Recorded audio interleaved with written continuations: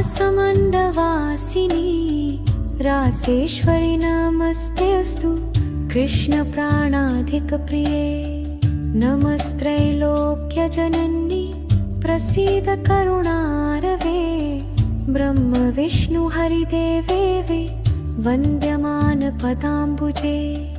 नमः सरस्वती रूपे नमः सावित्री शङ्करी गंगा पद्मावती रूपे षष्ठी मंगल चंडिके नमस्ते तुलसी रूपे नमो लक्ष्मी स्वरूपिणी नमो दुर्गे भगवती नमस्ते सर्वरूपिणी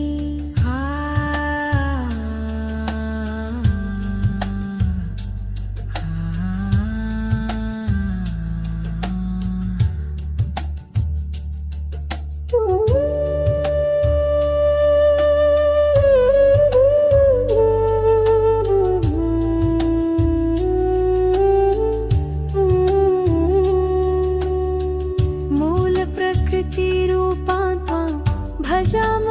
करुणाणावां संसारसागरादस्मत् उद्धराम्ब दया कुरु नमः सरस्वती रूपे